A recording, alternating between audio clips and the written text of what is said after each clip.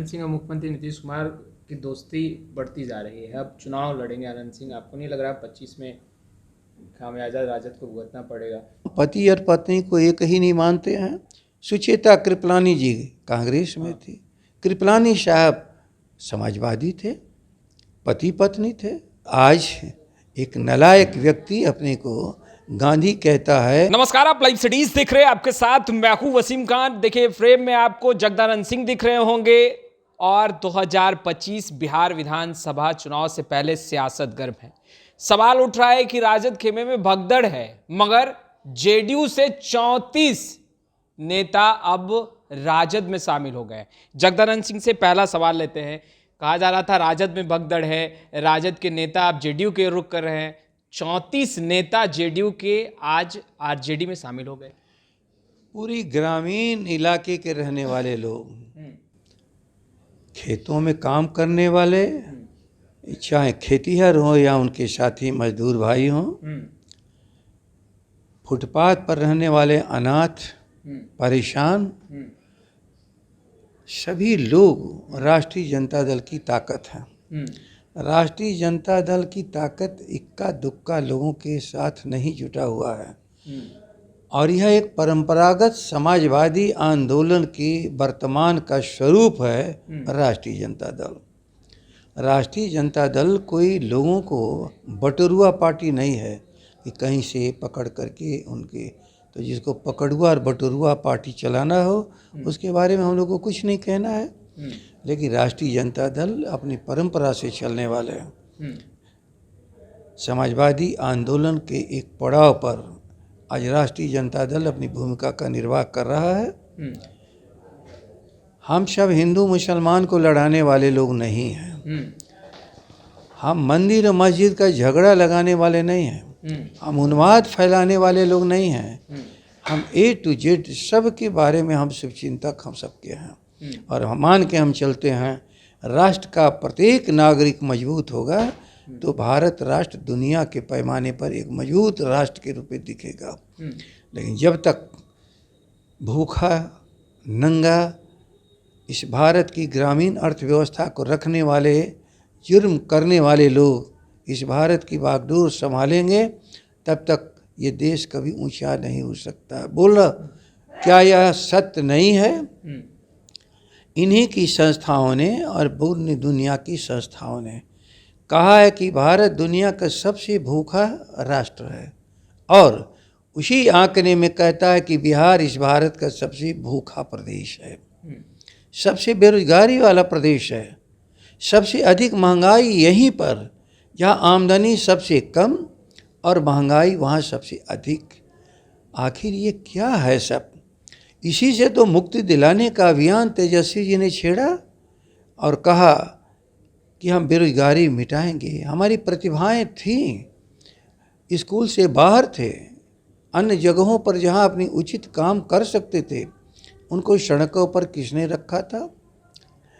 आज इस बात की बहस करने वाले नीतीश कुमार हमने किया, फिर क्यों आपने कहा था जब तेजस्वी जी ने कहा कि 10 लाख लोगों को जिनके लिए जगह मौजूद है आज के दिन, उस जगह को खाली रखा गया है। ज्यों ही मैं सत्ता में आऊँगा हम सबको अपनी जगह पर काम दिलाएंगे। तब क्या कहा था श्री नीतीश कुमार ने? इनके बाप के घर से पैसा आएगा। नीतीश कुमार, किसी के बाप के घर से पैसा राज्य के खजाने में नहीं आता। ये तो हमारे गांव के लोगों के पसीने की कमाई है। उसी पसीने की कमाई चाहे राज्य की तिजोरी में हो या बिरला, टाटा, डालमिया, अडानी, अंबानी की तिजोरी में इकट्ठा हो, लेकिन ये परिश्रम करने वाले, श्रम करने वाले, अपनी श्रम की ताकत पर इस देश में, इस देश का निर्माण करने वाले गांधी के वही अंतिम व्यक्ति जिसके लिए गांधी जी ने कहा था कि जब तक गांव नहीं मजबूत होगा तब तक ये देश मजबूत नहीं होगा। जेडीयू कई नेता नीतीश कुमार का तुलना गांधी जी से कर रहे हैं। महात्मा गांधी की उल्टे काम करने वालों की जमात में, जिस जमात से नाथूराम गोडसे पैदा होता हो, जो गुरु गवलकर के रास्ते पर जात पात हैं और हिंदू धर्म की व्याख्या एक कांगी करता हो, जिसमें सभी लोगों को समाहित करने की कोई जगह नहीं है, जो हमारी गंगा जमुनी संस्कृति को नष्ट करने वाले लोग हैं, जो गांधी की हत्या किया था, आज गांधी के विचारों के खिलाफ अभियान चला रहे हो, उस अभियान में शामिल व्यक्ति को गांधी के नाम लेने का तो हक ही नहीं। गांधी इस राष्ट्र में पैदा हुआ था आज़ादी की लड़ाई के नायक के रूप में, और आज एक नालायक व्यक्ति अपने को गांधी कहता है तो वह गोडसे बन सकता है, सावरकर का फॉलोअर बन सकता है। गांधी के विचारों से दूर रह करके कोई गांधी का कभी भी अनुयायी नहीं बन सकता। आपने कहा बेरोजगारी खत्म करने के लिए बिहार की तस्वीरें बदले, गांव की तस्वीरें बदले, तेजस्वी यादव बड़ा अभियान चला रहे हैं, मगर उसी अभियान के बीच जगदानंद सिंह जी, आपके पार्टी के कई वरिष्ठ नेता जेडीयू में गए, क्या लगता है?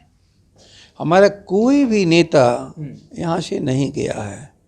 लालच में यदि आए होंगे और लालच नहीं पूरा हो गया तो फिर अपने घर में वापस चले गए होंगे। ये कोई लालची लोगों की जमात नहीं है, वह तो नीतीश की संस्कृति के लोग हैं जो कुर्सी पर बैठने के लिए किसी से समझौता करते हैं।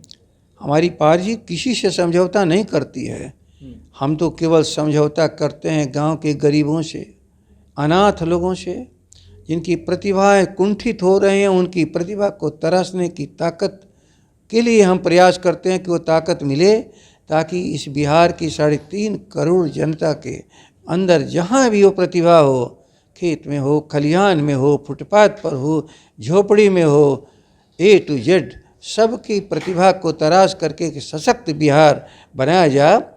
जो व्यक्ति नरेगा के धन को भी खर्च नहीं कर पाता हो, 100 दिन के काम के बदले में 8 दिन ही कोई औसत काम देता हो, और जहाँ से मजदूरों का पलायन हो रहा हो, वो मजदूरों का पलायन साबित करता है कि बिहार की कुर्सी पर कोई अपराधी बैठा है, कभी भी जनता का समर्थक हो ही नहीं सकता है। आनंद सिंह मुख्यमंत्री नीतीश कुमार से मिले और कहते नजर आ रहे हैं तमाम पत्रकारों से कि तेजस्वी यादव कभी मुख्यमंत्री नहीं बन सकते।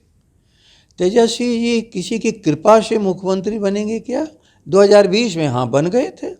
हाँ, तुम्हारे पास शासन की व्यवस्था, प्रशासन की व्यवस्था है, चाहे जो भी डकैती और चोरी कर करके आपने पूरी शासन व्यवस्था को अपने हाथ में रखा, लेकिन जनता का विश्वास तो तेजस्वी को मिल चुका है।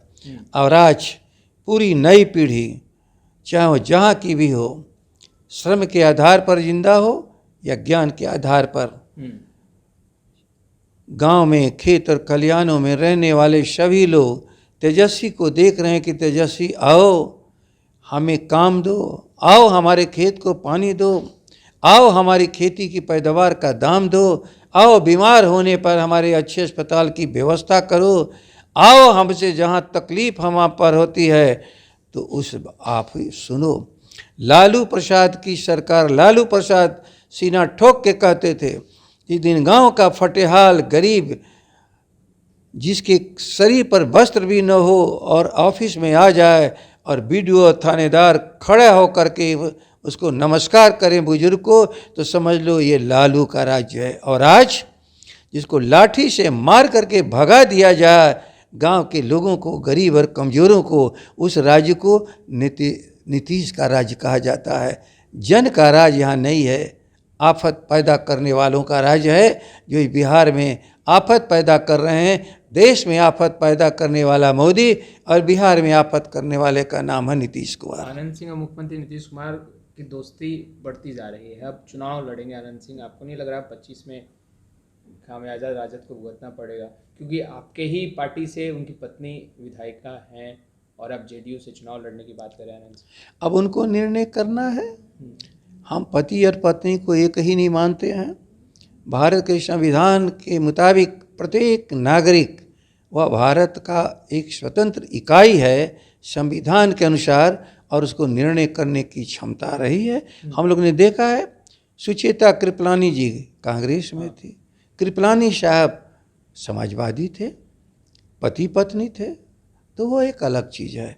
हो सकता है वह दृश्य यहाँ न हो, वह कोई उल्टी दिशा में लोग चले जाएं, तो बाकी तो आज़ादी तो सबको है ही है कि अपना चयन करने की, वो कोई कहाँ रहना चाहता है। एक आखिरी सवाल जिसको लेकर सियासत भी गर्म है और लगातार आपसे भी कई बार सवाल पूछा गया है। प्रशांत किशोर लगातार बैठक कर रहे हैं, बैठक बुला रहे हैं। बीते दिनों उन्होंने कह दिया कि 2025 में वो 243 सीटों पर उम्मीदवार उतारेंगे और 40 जो सीटें उनके पार्टी जो है वो महिलाओं को देगी और चुनावी मैदान में उतारेगी। अब इस भारत के संविधान के अनुसार राजनीति करने की मनाही तो किसी की नहीं है। वो अपना काम कर रहे हैं और बाकी तो जनता देखेगी कि कौन कैसा और किस रास्ते पर लेकर के चलने वाला है, उसके अनुसार जनता निर्णय करेगी। ये वो जातीय समीकरणों का आकलन कर रहे हैं, जहां एक तरफ वो मुस्लिम वोट बैंक को भी अपने पक्ष में लाने की कोशिश कर रहे हैं, मुसलमानों को आगे बढ़ाने की बात कर रहे हैं। कोशिशों से कोई रोक है क्या यहाँ? इस भारत में राजनीति में अपने नीति, सिद्धांत और रास्ते पर चलने के लिए किसी को रोका गया है क्या? लेकिन मैं जानता हूँ एक पॉलिटिकल स्टेट है बिहार, राजनीतिक आकांक्षा बहुतों में है। 243 सीट जिस दिन जो भी ये ऐसे लोग लड़ेंगे तो 243 के बाद एक भी नहीं बचेगा 244 करने वाला, लड़ने वाले बचेंगे। और जितने भी तो आज दिख रहे हैं वो जहाँ से आए हैं वहीं पर उनका समर्थन। महागठबंधन राजद पर असर नहीं पड़ेगा, आप कह रहे हैं जगदानंद? मैं कह रहा हूँ बिहार में कोई असर नहीं पड़ेगा, किसी भी दल पर असर नहीं पड़ेगा। महागठबंधन की बात क्यों कर रहे हो? किसी दल पर कोई असर नहीं पड़ेगा। इस बिहार में किसी के पास अब रास्ता ही नहीं है जिस रास्ते पर समझे कि बिहार को चला सके। बिहार अपना रास्ता तय कर चुका है और इस रास्ते पर भविष्य तेजस्वी के सिवा किसी का नहीं है। तो आपने सुना जगदानंद सिंह जी को। खैर इस वीडियो में फिलहाल इतना ही। अब तक आपने हमारे चैनल को सब्सक्राइब नहीं किया है तुरंत सब्सक्राइब कर ले। आपका बहुत बहुत शुक्रिया।